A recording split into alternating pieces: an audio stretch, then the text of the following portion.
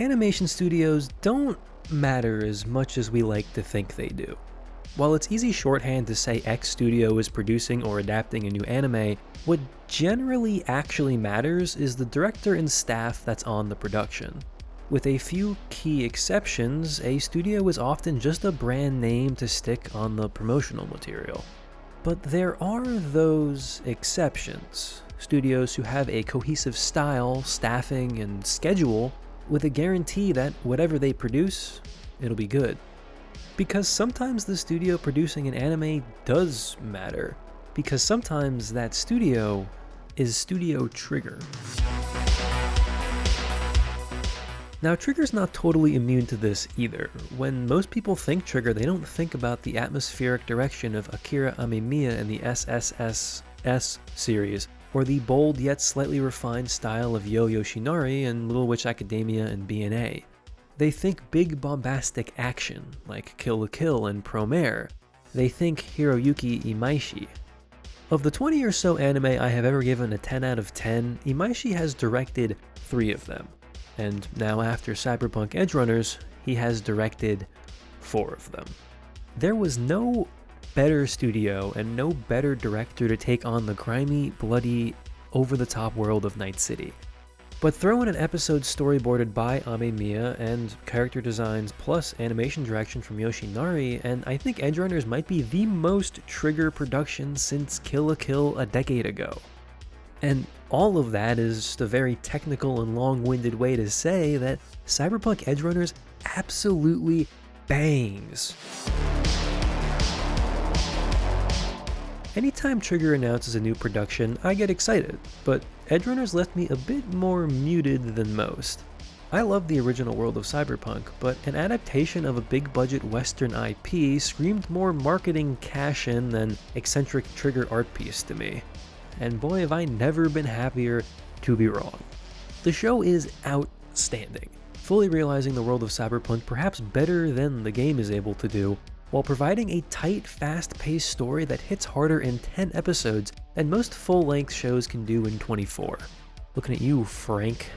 It benefits from its existing IP being able to skip large chunks of exposition in exchange for non-stop character development and action.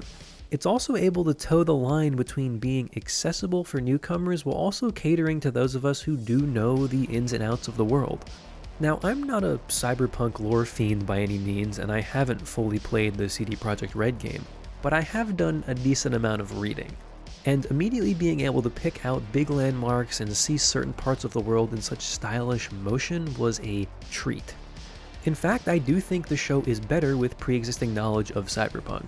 The language, the society structure, and just the nature of the augments isn't something that you have to figure out. You can just jump right into the action. But there's also a compelling argument that it works even better blind, because you're not as cynical.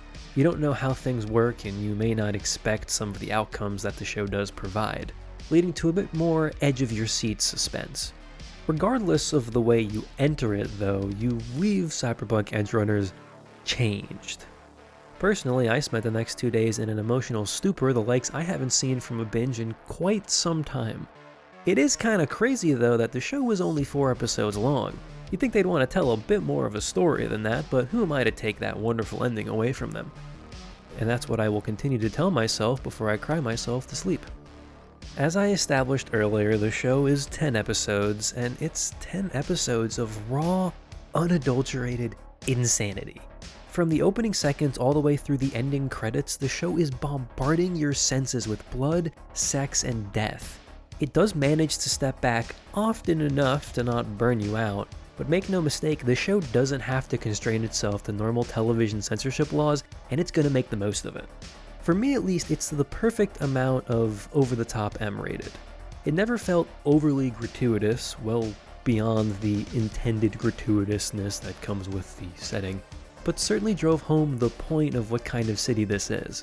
It doesn't linger on stuff for too long, but I also don't remember the last anime that just kinda let brain matter sit on screen for an extended period of time like this. It helps that everything, including the bright red blood, just jumps off the screen, as all this wanton murder and destruction is perfectly offset by the vibrant, often shockingly beautiful backdrop of Night City. And if you're looking for the most vibrant piece of the whole puzzle, then may I direct you to that opening. My goodness. 18 years of being a Franz Ferdinand fan is finally paying off for your boy. From Madden 2005 all the way to Cyberpunk. It's a perfect song combined with some insanely stylish visuals, all capped off by one of the toughest credit drops I've ever seen for a Maishi. I never so much as even glanced at that skip button on Netflix, and they seem to have realized its greatness too, never auto-skipping it even when I watched multiple episodes back to back. Trigger's general animation style remains my personal favorite of all the big studios and does not disappoint here. It provides fluid yet impactful action, and man can they animate a cool looking gun. The character designs are somehow all distinctly cyberpunk while also being distinctly Trigger.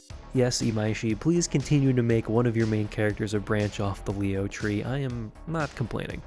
The main cast features a great array of characters, from big to small to Rebecca, with everyone sporting different abilities and features. The few full team fights we do get are an absolute treat. Maine is my favorite among the side cast, but if you're wondering who the best character is, it's Lucy.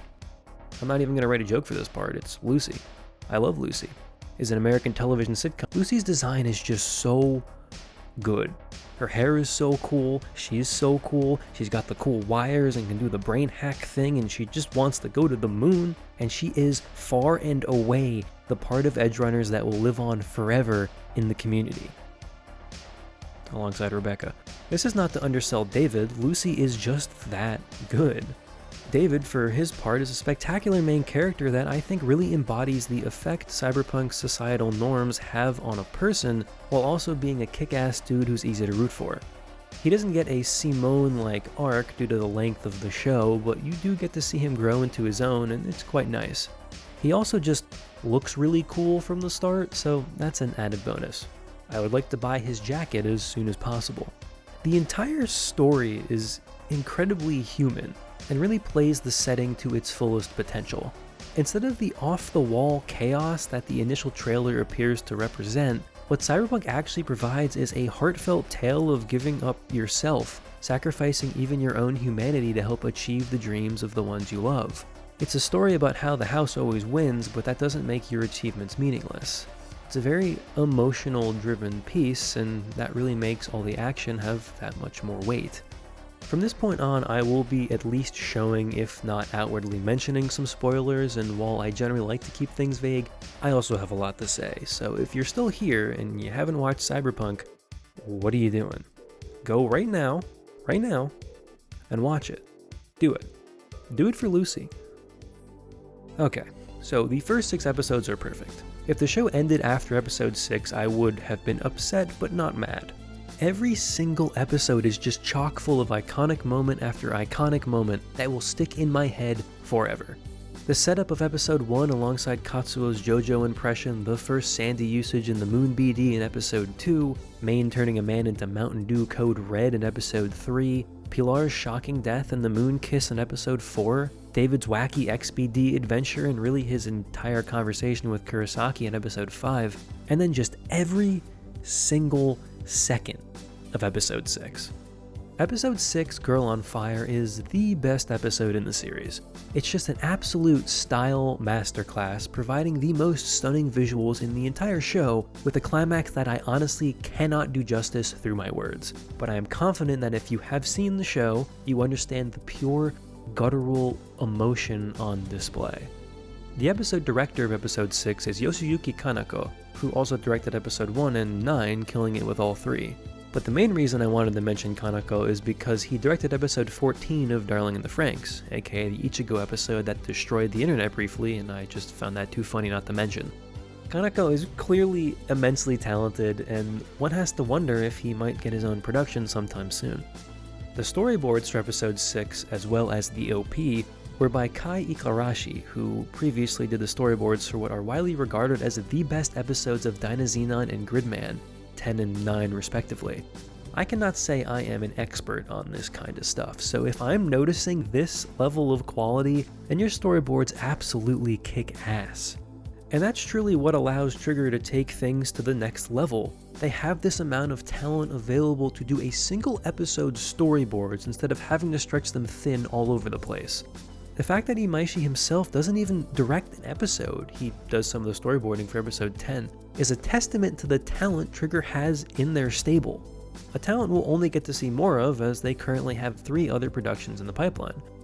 Back to Edgerunners though, story-wise, I do think the second half would have benefited from 2 or even 1 more episode to kind of reach each character's conclusion a bit more seamlessly.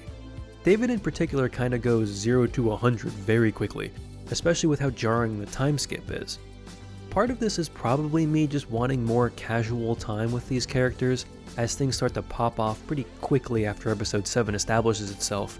But I don't know, a bit more time to ruminate on the themes the show was using would have been nice, instead of immediately throwing us into David is going crazy, cyber skeleton go brrrr. Mostly, I just wish we got more one-on-one time with Lucy and David after the time skip, or even just that car ride home after the end of episode 6. Show me the aftermath of that, Trigger, please. Their relationship feels so genuine, and both of them care so deeply about the other that they'll go to terrifying lengths to keep them safe. Don't ask me either character's body count, I truly cannot tell you. The show gets so close to just insanely compelling character drama, but just lets it slip off the hook. The moment that sticks in my head the most is when David is getting sicker and Lucy pleads with him to downgrade, only for him to say maybe they should go their separate ways. That absolute gut punch resonated with me so hard, only for Lucy to get kidnapped 2 minutes later and then that to never get a proper resolution. Like, why did he say that?